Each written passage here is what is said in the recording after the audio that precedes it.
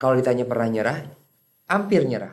Ini kalau ternyata memang udah zonk banget, aku nggak bisa lanjutin ke industri musik atau pertelevisian. Udah, aku mau pulang ke Garut aja. Aku mau bantuin papa jualan gitu. Kalau misalnya ada masalah tuh jangan fokus ke masalahnya, fokusnya ke gimana caranya untuk beresin atau ngelewatin si masalah ini.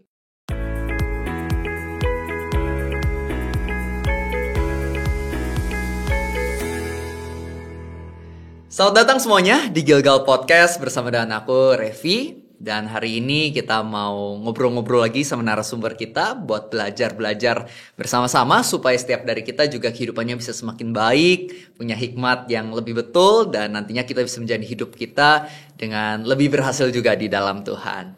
Dan hari ini kita mau ngobrol-ngobrol sama tetangga kita, sama Ko Rafael Tan. Halo Ko.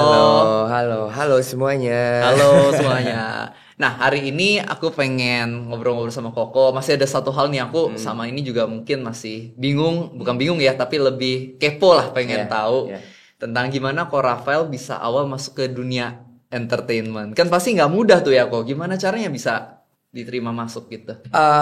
Dunia entertainment tuh sebenarnya untuk pertama kali tuh maksudnya sebelum Space tuh aku udah ada di dunia entertainment, tapi mungkin bukan ke industri yang maksudnya industri yang dipublish kayak sekarang. Maksudnya Smash kan orang-orang tahu gitu, tapi waktu itu ya aku waktu di Bandung aku punya band, terus aku punya grup dance juga waktu itu kan, itu termasuk entertainment kan.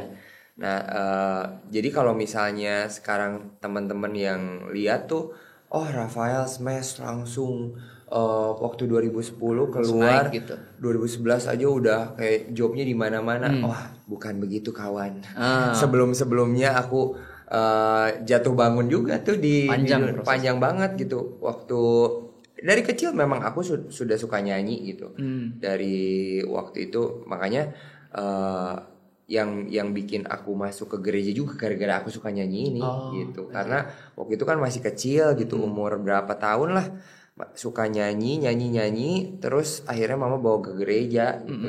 Jadi cuma alasannya mama bawa ke gereja itu bukan supaya ya ini beribadah bukan, cuman supaya nyanyi. Bisa nyanyi karena ada paduan suara di gereja, jadi diikutin masukin ke situ gitu. Karena mama juga waktu itu agamanya Buddha gitu, papa juga agamanya Muslim, jadi kayak ngapain nih bawa ke gereja nih kalau cuma bukan gara-gara nyanyi gitu. Jadi dari kecil terus ikut sanggar di Garut, lomba-lomba, terus ke Bandung di Garut punya band, di Bandung punya band gitu. Nah sempet yang lumayan agak serius di Bandung punya band selama 7 tahun tuh kita akhirnya punya album indie. Tapi kenapa indie? Karena kita tuh ditolak terus sama label-label di Jakarta sini. Alasannya karena kita Chinese semua. Oke.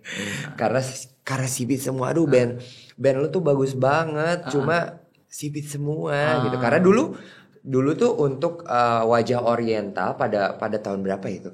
2005-an lah. 2005-an itu untuk oriental di industri hiburan di Indonesia kayak kurang gitu. Maksudnya ada tapi kurang diminati lah gitu. Nah makanya waktu itu ditolak terus. Padahal label tuh udah bilang kayak gini, oke nih kita sign sama ini, kirim profilnya. Kalau dengerin lagu mereka cocok, kirim profilnya. Begitu lihat profil kita langsung batal, langsung batal gitu. Padahal kalau di Bandung tuh kita jadi salah satu band yang nomor 1 lah, chartnya juga di radio Bandung juga banyak jadi nomor 1 gitu.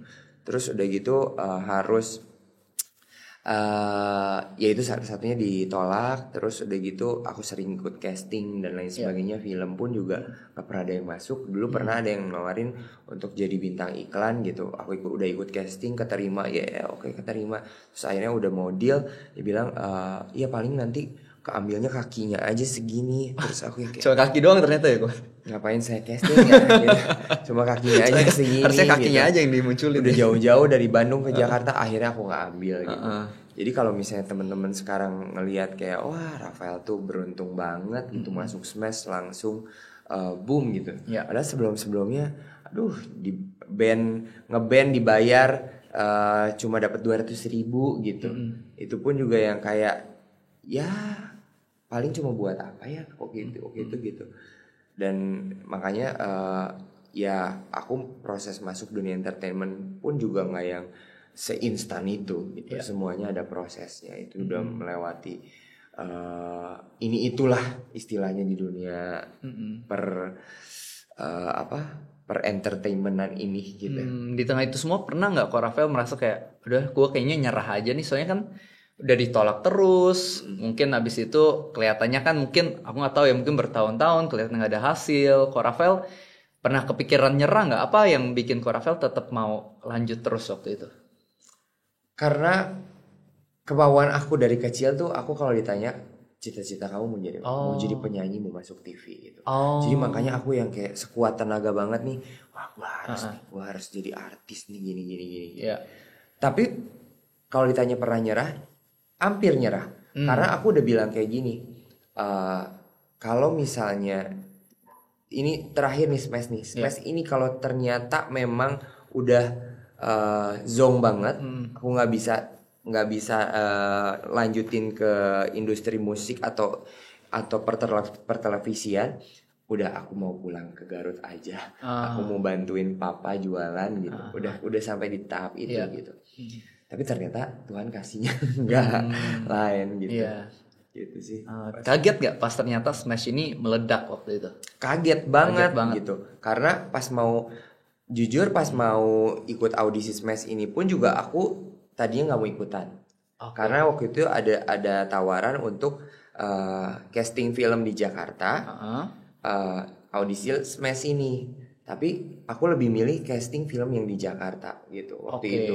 Karena menurutku kayak wah ini udah pasti nih, PH-nya udah jelas nih di Jakarta. Belah mau jauh-jauh juga aku ke Jakarta aja deh ikut casting film ini. Kalau boyband ini kan baru di Indonesia ada boyband gak ya gitu. Kayak aneh menurut aku. Pasti ini akan jadi kayak project cuma sekali keluarin single, video klip, gak laku udah gitu. Malah kita jadi buang-buang waktu gitu. Jadi aku bilang sama teman-teman dancer aku waktu itu, teman-teman dance aku waktu itu, aku bilang gue nggak ikutan, sorry, gue ada casting ke Jakarta. Tapi ternyata pas lagi hari hanya casting pergi ke Jakarta, ketinggalan travel. Bisa gitu ya? Ketinggalan travel, terus udah gitu akhirnya aku telepon teman-teman danceku yang kayak, kalian jadi audisi boyband apa itu? Jadilah, ini orang udah kumpul mau cabut ke tempat audisinya, gue ikut. Lah lu bukannya mau ke Jakarta casting film? Gak jadi, gue ketinggalan travel. Kalau travel selanjutnya gak akan keburu, udah telat. Oh ya udah. Akhirnya kita berlima kalau nggak salah, dari satu grup aku itu berlima, ada 5 cowok ikutan audisi gitu. Dan dari 6 sama Rangga temen aku berlima, dan dari 6 ini yang masuk aku sama Rangga. Oh wow. Jadi Tuhan udah atur. Iya, jadi ternyata apa yang awalnya kelihatan buruk justru itu nuntun kita ke destiny kita ya. Don't judge a book by its cover. Iya, kita nggak pernah tahu ya ternyata ya. Nggak pernah tahu, makanya jangan pernah menyepelekan apapun gitu. Iya. Oh menarik juga ya. Nah kalau misalnya Ko Rafael dulu pas jadi Smash ya, kan aku dulu pas aku masih sekolah aku juga denger tuh lagunya ya, I Heart You. Aku masih inget tuh yang Teng gitu ya. Iya, yang muter di bawah itu ya. Muter di bawah itu. Nah itu kan aku tahu ada orang-orang yang suka, tapi kan ada juga tuh orang-orang yang kurang suka ya, atau mungkin ngatain haters gitu. Nah itu Ko Rafael gimana waktu itu, agak terganggu juga gak sih rasanya pas? Malah yang gak suka lebih banyak, Ref, daripada yang suka. Kalau misalnya kita lihat video klip I Heart You itu dulu awal-awal tuh yang dislike lebih banyak daripada yang nge-like gitu. Itu yang bikin kita kayak maksudnya ya ini kita terkenalnya tuh maksudnya kayak gimana ya gitu. Terkenal iya gitu, TV banyak yang mau, kita job juga banyak. Tapi kok banyak banget yang ngata-ngatain, bukan cuma ngatain kita aja gitu. Ngatain sampai ngatain ke orang tua kita. Aduh, kayak yang paling bikin sakit hati tuh, ini kasihan orang tuanya ngelahirin 7 cowok kayak gini katanya. Sial banget nih orang tuanya. Dari situ yang kayak, wah stres banget kita bertujuh. Dan sempat waktu itu dari manajemen juga yang bilang udah nggak usah bacain komen, Twitter juga nggak usah bacain balasan-balasan Twitternya kayak gimana. Yang penting kita ngepost aja. Karena kita pun juga bertujuh yang sampai kayak jadi kayak gini banget ya gitu. Iya. Pas awalnya seneng tapi ternyata ketika kita dapat komenan jelek kayak sakit banget gitu. Tapi kan kita nggak bisa kontrol jari orang, omongan orang gitu. Makanya yang harus bisa dikontrol ya diri kitanya sendiri gitu. Apalagi sekarang ya lebih pada Sosial jahat. media makin itu ya. Sosial media tuh komen-komennya kalau kita masukin ke hati tuh udah yang kayak aduh kena mental breakdance kayaknya. Breakdance ya, bukan breakdown ya. Bener sih. Terus yang komen juga biasa bukan akun asli tapi Black Dragon 69 kayak gitu ya. Yang kayak siapa nih gitu. Iya makanya gitu. Tapi abis itu kan awal ya mungkin kayak gitu. Tapi di tengah proses makin banyak yang shift juga. Jadi mulai banyak yang suka juga di tengah perjalanan. Dari awal juga sebenarnya fansnya kita tuh Smash Blast cukup militan. Jadi memang yang seperti aku omongin makanya setiap hal apapun tuh dilihat yang positifnya. Kalau kita lihat yang negatifnya malah kita lebih fokusnya ke yang sini tuh jadi kita nggak bisa melakukan hal yang positif yang untuk bisa memperluas si hal positif ini. Jadi pada saat itu kita fokusnya berubah dari yang omongan negatif itu yang hate kita. Jadi kita lebih fokusnya concernnya ke Smash Blast ini, maksudnya fans kita yang memang udah effort banget. Kita performnya malam jam 7 datang jam 5 pagi. Mereka udah di situ, kita lihatnya ke situ. Makanya ketika kita mengenyampingkan haters itu ternyata buktinya kita dapat penghargaan ini, penghargaan itu, penghargaan itu. Makanya semua jadi akhirnya kita balas komenan-komenan negatif itu sama prestasi kita. Jadi ya apapun itu ya Ref, makanya kita tuh kalau misalnya ada masalah tuh jangan fokus ke masalahnya, fokusnya ke gimana caranya untuk beresin atau ngelewatin si masalah ini. Kalau kita yang terus ya nih kayak mengasihani diri, maksudnya kayak mengasihani kayak aduh kasih gimana ya ini gue mah nggak seberuntung lu gini-gini. Ya gimana caranya supaya kita beruntung kayak orang lain gitu. Kalau kita yang terus mindset kita kayak iya gue mah segini-gini aja, ya akan segitu-gitu aja terus. Jadi kalau misalnya sekarang kita beralihnya gimana ya caranya supaya istilahnya lebih sukses lah, maksudnya sukses kayak dia. Gimana caranya? Jangan sekarang berkutik terus di permasalahan yang sekarang ini gitu. Itu bagus banget sih kok. Jadi meskipun ada haters sebenarnya banyak yang suka juga ya. Iya. Jadi kita pindahin fokusnya jangan ke hatersnya tapi ke orang yang mensupport kita. Di sana kita terus berkarya. Ternyata meskipun banyak haters banyak penghargaan juga ya. Iya, malah jadi banyak haters yang akhirnya jadi lovers gitu. Ada juga ya? Ada yang bilang dulu tuh aku anti banget sama Smash, tapi sekarang karena kalian tuh berjuang gigih banget, prestasinya sekarang di mana-mana, penghargaan. Dulu tuh kita dalam waktu 2 tahun tuh kita udah dapat 58 penghargaan. Wow. Ini 58 penghargaan, ada 1 penghargaan dari Korea. Jadi kita diam-diam aja, maksudnya kita buktiin dari situnya aja. Wow, keren banget. Gitu. Jadi kalau ada haters kita nggak usah balas tapi buktiin lewat pencapaian kita. Betul sekali. Kalau sekarang haters kalau makin diladenin makin seneng. Iya bener ya. Kadang-kadang tuh haters tuh untuk cari atensi kita untuk bisa kita kepancing ngobrol sama dia gitu. Iya. Kalau misalnya dia didiemin aja, bener. Capek sendiri. Bener sih, kita tinggal diemin ya. Iya. Daripada nguras waktu kita sayang banget ya. Bener, makanya kalau sekarang kita maksudnya kesel gara-gara komenan negatif, kita nggak bisa ngerjain yang lain. Misalnya contoh lah, aku sekarang lagi rajin bikin konten gitu. Terus sekarang tiba-tiba ada komenan jelek, terus stres gitu. Jadi bikin mood kita jadi jelek, kan kita bikin konten jadi jelek, malah kita jadi yang rugi. Benar. Dia yang menang gitu. Jadi kita ya udah biarin aja. Yang penting kita fokus gimana cara bikin konten yang bagus dan lain sebagainya. Benar. Iya sih, konten apapun juga pasti bakal ada negatif komen ya. Apapun lah, maksudnya sekarang tuh nggak bisa dikontrol, makanya aku bilang juga omongan netizen nggak bisa dikontrol. Kitanya aja yang dikontrol sama benar. Aku pernah ingat juga quotes kita tuh kayak perahu ya. Jadi sekelilingnya ada air, tapi perahu nggak tenggelam ketika sekelilingnya air. Kalau dia biarin air masuk ke dalam dirinya baru tenggelam tuh. Iya, Sama ya kayak kita manusia ya kok ya. Betul sekali. Nah, di tengah itu semua ada support dari keluarga di tengah karir ini. Oh. Sebenarnya yang sangat mensupport aku tuh ada nenekku. Kenapa tuh?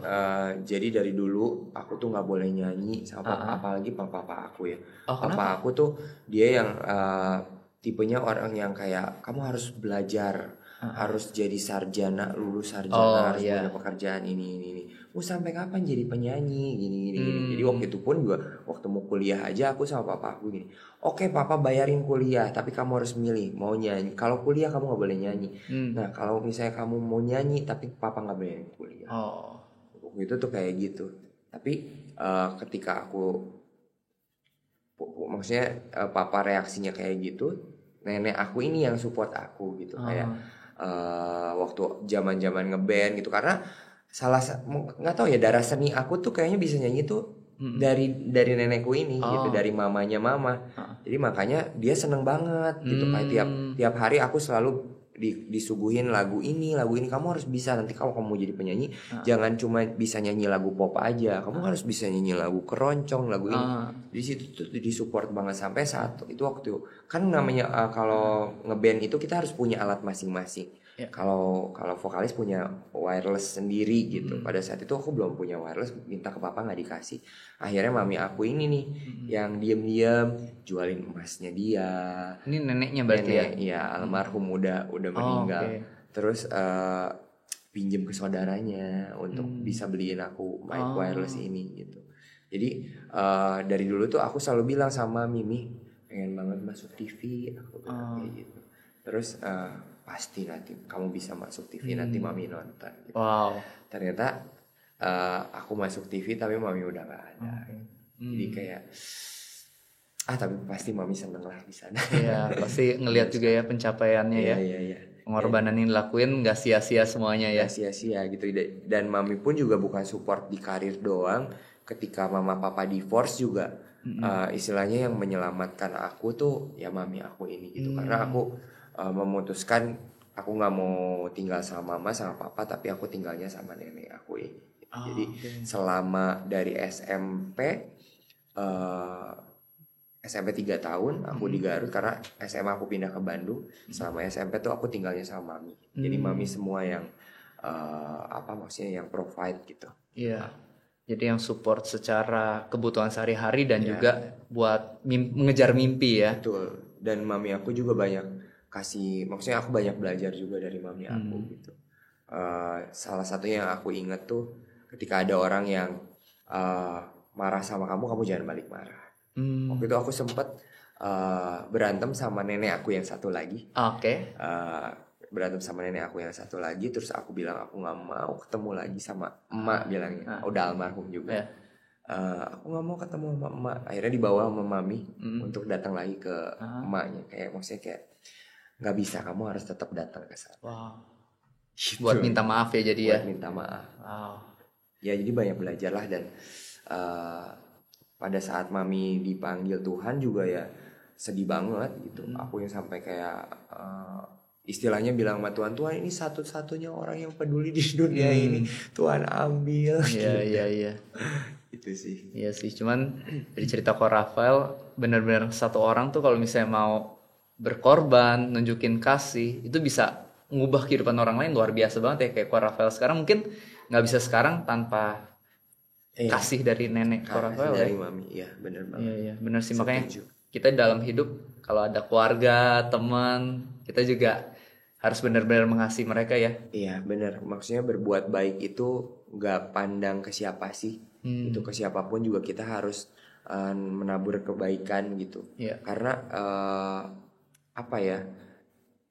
kebaikan kita yang sekecil apapun tuh tanpa kita sadari itu bisa mengubah kehidupan yang luar biasa gitu. Banyak juga ketika misalnya contoh lah ya, kadang-kadang suka ada followersku yang DM aku, Kak minta doa ya untuk karena ini aku lagi gini gitu.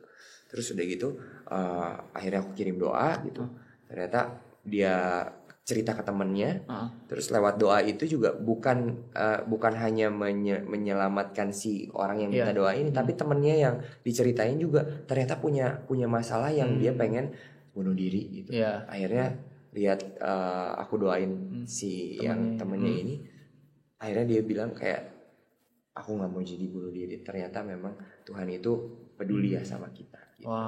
Jadi kayak makanya sepele kan, maksudnya cuman ngedoain doang gitu, kayak doa pun juga kayak yang nggak, maksudnya ya doa sebisa aku aja, aku juga nggak yang bisa doa yang wah gimana banget, kayak nggak bisa ya, aku doa casualnya aku kayak gimana ternyata bisa menyelamatkan banyak orang gitu. Makanya kebaikan sekecil apapun juga ya ke siapapun juga haruslah gitu, karena who knows gitu itu akan berdampak seperti apa. Kita nggak pernah tahu ya, apa yang kita anggap sepele, kecil, tahu-tahu bagi orang lain it can change their lives ya. Betul banget. Kalau Rafael berarti kan udah mencapai mimpinya nih, jadi seorang penyanyi gitu kan, jadi artis terkenal. Kalau sekarang masih ada mimpi yang pengen digapai nggak kalau hari ini? Aduh, mimpi apa ya?